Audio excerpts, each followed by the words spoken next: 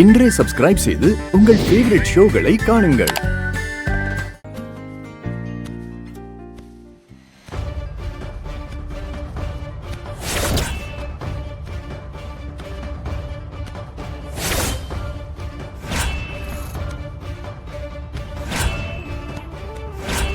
துளசி கழுத்துல தாலி இருக்கு. துளசி வேற யாரையாவது விரும்புறாளா? அவன் கையால இவன் தாலி கட்டிக்கிட்டாளா? என் பொண்ணோட கல்யாணம் முடிஞ்சிருச்சா? ஐயோ கடவுளே, துளசி இந்த மாதிரி எல்லாம் செய்யக்கூடிய பொண்ணே இல்லையே. எங்க யாருக்குமே தெரியாம கல்யாணம் பண்ணிக்கிட்டு அத வெளியில சொல்லாம மறைக்கிறாளா?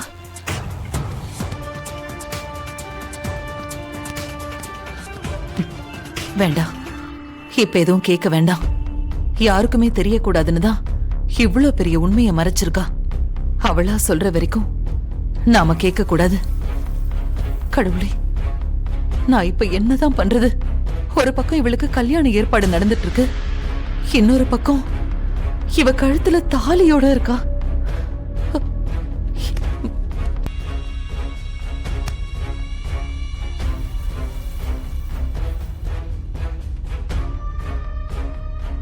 மா, அம்மா, என் ரூம் வரைக்கும் வந்த, ஏதோ பேசுவேன்னு நினைச்ச, எதுவும் பேசாமலே வந்துட்டு என்னாச்சு? ஒண்ணும் இல்லம்மா. ஏமா ஒரு மாதிரியா இருக்க? உடம்பு முடியலையா? அது வந்து நான் வெளியில போயிட்டு வந்தனா, அதான் எனக்கு கொஞ்சம் களைப்பா இருக்கு. இரு, நான் மோர் போட்டு தரேன். இரு, வேண்டாம். நீ போய் உன் வேலையை பாரு. உனக்கு பரவாயில்லையா?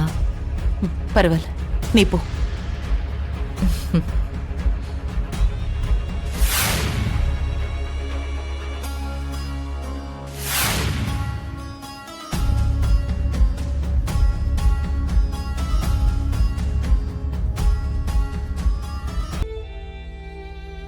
துளசி கழுத்துல தாலி கயிறு ஏறணும்னு நான் எத்தனை பூஜை பண்ணிருப்பேன்.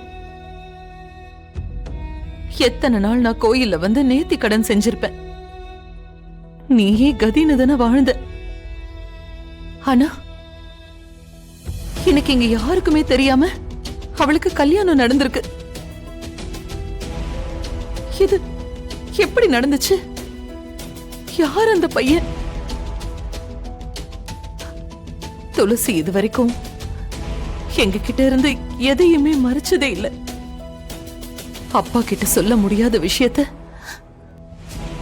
என்கிட்ட சொல்லுவா. என்கிட்ட சொல்ல முடியாத விஷயத்த அவ தங்கச்சி கிட்ட சொல்லுவா. யார் மூலமாவது அவ கஷ்டத்தை நாங்க தெரிஞ்சுக்குவோம். ஆனா இத மட்டும் இது வரைக்கும் ஏன் அவ யார்கிட்டயுமே சொல்லல? என்ன ஆச்சு அவளுக்கு? மனசுல வேற யாரையாவது விரும்புறாளா? அவ யார விரும்பி இருந்தாலும் நாங்க யாரும் அதுக்கு குறுக்க நிக்க போறதில்லையே. அவளுக்கு கல்யாணம் ஆனா மட்டும் போதும்னு தான் நாங்க நினைச்சிட்டு இருந்தோம், நாங்க எல்லாரும். அப்படி இருக்கும்போது ஏன் அவ யாருக்குமே தெரியாம கல்யாணம் பண்ணிட்டு வந்து நிக்கணும்? ஒண்ணுமே புரியலையே.